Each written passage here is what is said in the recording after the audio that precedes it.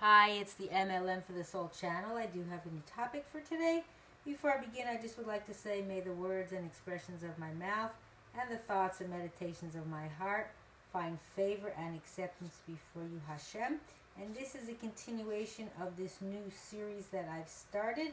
And I hope you are enjoying these videos and getting some inspiration out of them for yourself or for others as well. So this is part number 5 of personal stories and practical lessons to learn or apply. And just so you know too, underneath the video, what I put in the description are just some like bullet points about the story, and sometimes there's some additional information, so I do recommend that you look at that as well. So this story is about compassion for Hashem's creatures. And I will just start as soon as I get to the information that I need to read off here. So, because what I've done is some of the things in the past I've actually written down to share that were from a while ago when I decided to now start this new series. Okay, so this story, I don't have a date when it happened, but it did happen quite a number of years ago. It's got to be at least maybe close to 10 years ago, I would say, something like that, to give a frame of reference. I didn't think at the time of sometimes writing dates down. Some I did, which is good, so that's definitely helpful. But it could be close to maybe 10 years ago, maybe a little less than that. Okay, so I'll just read off what I told you, what I said that I have written down here. So I wrote here too, I do not remember the date this happened, as sometimes with the other stories that I have. And I actually had kept a journal, but I don't think I have that anymore. So this is what happened. I came actually back from a trip, and where I was living at the time, I lived behind a house, and I would walk up the stairs, and in the front is a house, and I'm in the back. So, so in the front of the house is actually fruit trees, and when their other tenants weren't living there, I would be able to go pick some, you know. I always was respectful of their space, and I wouldn't go there when they were there. So as I was actually walking towards one of the trees to look at the fruit, I actually saw what I would say is a sad sight on the ground. Unfortunately, again, it's part of what happens in the world, but it was a bird that maybe had fallen from the tree and actually died. And it seemed like it just happened, as normally, you know, when an animal passes right there, usually things come and start doing whatever they do, you know, with dead animals. I don't like to go into detail. So anyway, but nobody had come around to, like you say, they would eat them. You know, that's just part of the process of the world. So what I did was I actually quickly went back to the place, and I think I had actually, you know, put my things away before I actually went to look at the fruit trees, because I'm sure I was carrying up, you know, my suitcase or whatever. So, but I came out after that.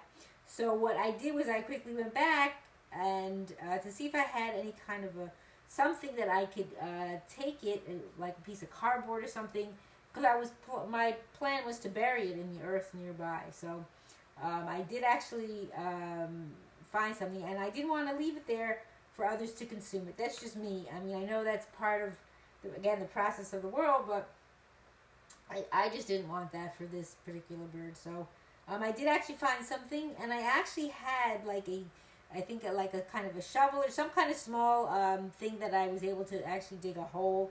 I believe I had some gardening tools that I had, maybe from my grandmother. She should rest in peace. I don't remember, but I know I think I had something.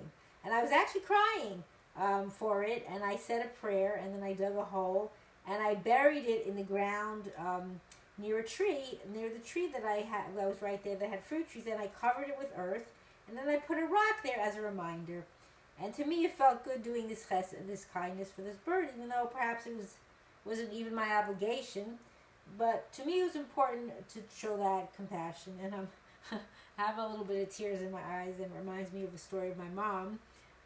She should live and be well, and may rest from Charna, Hinda Chaya bas Charna. So she was once, I think she also found a little, much, it was a living bird, but it was very tiny, and she was trying to help it live, and I think she said she called it Rufus, and she was feeding it, and eventually it did also. It was like not doing great, because it's hard if you don't know how to take care of a bird and to feed it and to care for it, and so it reminds me of her little thing. And I think she might have buried it too. I think she had it when it was alive in a little matchbox. It was that small, so I don't know what size matchbox. There's many different sizes. So, but so this is the story that I wanted to share, and to show that yes, we can, even for an animal like that, it's a little bird, something that you care for.